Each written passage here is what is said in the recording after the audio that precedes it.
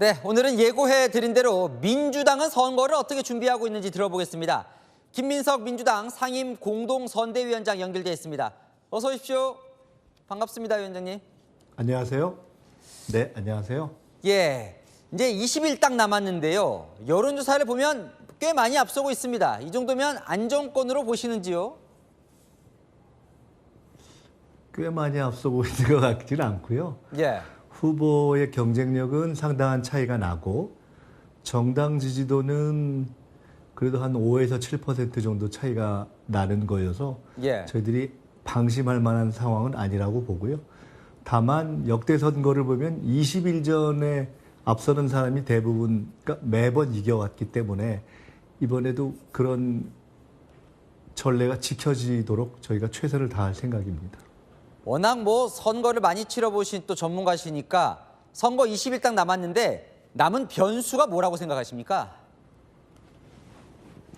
이번 선거는 사실은 국민들께서 내란을 심판하는 그래서 정권 교체를 하는 전제 위에서 치르는 선거이기 때문에 냉정하게 말씀드리면 이재명과 이재명의 싸움이라고 봅니다. 그래서 첫째는 저희가 가장 신경 쓰고 있는 것은 안전. 예. 두 번째로는 절제력을 잃지 않는 것입니다. 저희들이 국민들께서 보시기에 신중하게 국정을 이렇게 맡아서 위기를 극복할 준비를 잘 하고 있는가, 준비가 되어 있는가, 실수하지 않고 할 것인가 라는 점에서 믿음을 드릴 수 있도록 절제력을 잃지 않는 것이 가장 중요하다고 생각합니다. 자, 뭐 정치권에서는 변수로 이 김문수, 이준석 두 후보 간의 단일화 얘기도 좀 나오는데 변수가 될 수 있다고 보시는지 아니면 가능성은 좀 있다고 보시는지요? 단일화를 결국 시도할 것이라고 봅니다. 여러 가지 이유로 양쪽 다 이해관계가 일치되는 면이 있어서 단일화를 시도할 가능성을 저는 90% 이상 보고 있습니다. 근데 결과가 그것이 플러스가 될 것인가? 결국은 내란의 책임 있는 세력과 그에 대해서 비판을 해온 이준석 후보의 결합이기 때문에 예. 결국은 플러스도 있겠지만 마이너스도 있어서 불가피하게 단일화를 할지는 모르겠지만 그것이 결과를 흔들 정도로 크게 플러스가 되지는 어렵지 않겠나 이렇게 봅니다. 혹시 두 후보 중에 누가 되는 게 좀 더 신경 쓰인다 이런 게 있으십니까? 민주당 입장에서? 다 신경 쓰입니다. 다 신경 쓰이세요? 네. 자, 또 하나의 변수로 이 윤석열 전 대통령이 뭐 탈당을 하거나 출당 뭐 이런 가능성 나오는데 이건 선거에 어떤 영향을 미칠 거라고 보십니까? 어차피 윤석열 사면 시나리오가 작동을 하기 시작했다고 봅니다.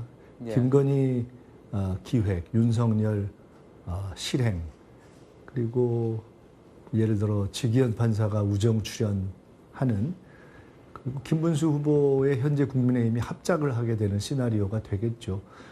윤석열 전 대통령 입장에서는 사실은 정권을 계속 잡건 안 잡건 사면을 해달라고 요구하고 사면을 부탁해 줄 수 있는 그러한 정치 세력이 필요하기 때문에 예. 저는 지금 국민의힘의 선거를 돕기 위해서 서로 이렇게 눈을 맞춰가지고 탈당하는 시나리오가 불가피하게 될 거라고 보고 그렇게 예상하고 있었습니다. 근데 그것이 이미 뭐 큰 감동이 있는 것도 아니고 예. 또 국민의힘이 계엄이라든가 윤석열 정치와 완전히 전련한 것이 아니기 때문에 사실상 윤석열 사면을 위해서 그 지지 기반을 그대로 이어가려고 하는 그러한 움직임이 국민적 감동이나 설득력을 가질 거라고는 보지 않습니다. 자, 국민의힘은 이제 입법부를 가지고 있는데 이재명 후보가 대통령이 되면 행정부도 장악한다. 그럼 독재 국가가 완성된다. 오늘 뭐 법사위 얘기하면서 사법부도 장악하려고 한다. 이런 비판에 대해서는 어떻게 방어하시겠습니까? 몇십 년 동안 사라졌던 군사 쿠데타를 일으키고 옹호했던 세력이 독재를 걱정한다는 것이 일단 설득력이 없지 않습니까? 그러니까 선거가 어려워서 뭐 이런저런 말씀을 하시는데 그것이 예. 뭐 큰 의미는 없다고 봅니다. 자, 그러면 보수도 진보도 뭐가 중요하냐? 요즘 이재명 후보, 박정희도 김대중도 뭐가 중요하냐고 하는데 실용을 얘기를 하시는데 이게 선거용 아니냐? 대통령이 되면 또 확 달라지는 거 아니냐? 강성층 뜻대로 가는 거 아니냐? 이런 의심의 시각도 있는데요. 이재명 후보님하고 제가 국회에서 옆자리에 앉습니다. 그래서 예. 실제로 이런 얘기를 많이 나눕니다. 이게 저희가 중도 보수 이런 얘기를 했는데 앞으로 우리 사회의 상황을 볼 때 실제로 우리 당이 중도 보수 쪽으로 더 넓혀야 된다. 이것은 일시적인 선거가 아니라 앞으로 계속 그렇게 해야 한다. 이재명 후보께서 대통령이 되시더라도 우리 당은 앞으로 계속 그 길을 갈 수밖에 없다라는 이야기를 저도 했습니다. 예. 서로 그러한 판단을 가지고 있고 전체 이 국가의 위기를 극복하기 위해서 진보 보수를 넘어서 모든 힘을 모아야 한다는 것이 너무 절박합니다. 그리고 그런 실용적인 경향은 이재명 후보에게 있어서는 거의 DNA처럼 딱 몸속에 내장되어 있는 것입니다. 예. 그렇기 때문에 이것을 뭐 일시적인 것으로 굳이 생각하실 필요가 없다. 아마 지켜보시면 이재명 후보가 집권한다면 훨씬 더 폭넓게, 훨씬 더 스펙트럼을 후보도, 그러니까 대통령이 된다면 새로운 정부도 그리고 민주당도 넓혀가면서 그 집권 기반도 넓히고 국정의 정책을 실용적으로 하는 것을 확인하시게 될 것이다. 이렇게 말씀드릴 수 있습니다. 자, 집권 플랜 본부장도 맡고 계신데 윤여준 전 장관이나 이석연 전 처장 등 지금 보수 인사를 대거 캠프에 영입을 했습니다. 민주당이. 근데 이것도 선거용 아니냐는 지적도 있는데 혹시 대통령이 되면 내각에 이런 보수 인사들도 쓰실 생각이 있으신 건지 홍준표 전 시장이나 유승민 전 의원까지 영입을 넓힐 가능성도 있는지도 궁금합니다.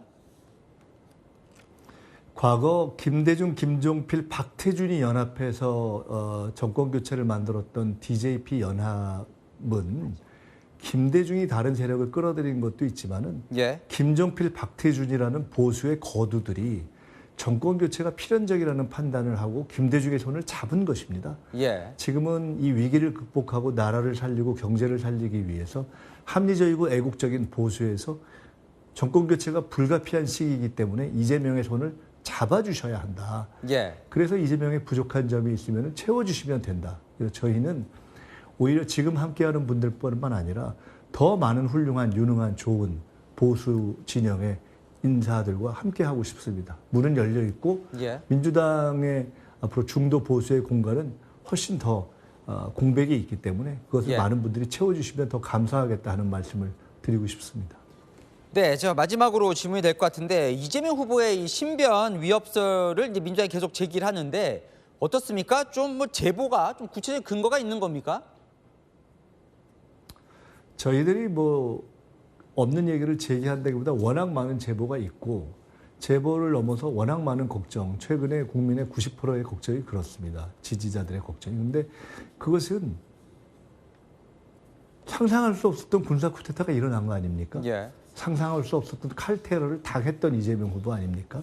상상할 수 없었던 폭력적 후보 교체를 국민의힘에서 하고 사실상 정권 교체가 불가피한데 그러면 남아있는 정권 교체를 막을 길이 뭘까라고 생각하면서 많은 분들이 합리적으로 테러밖에 없구나라고 의심하는 것은 당연하다고 보고 예. 저희는 그 근거를 하나하나 확인하는 것보다 중요한 것은 만에 하나 어떤 일도 없도록 원천적으로 예방하는 것이 저희의 숙제다 이렇게 생각하고 대비하고 있습니다.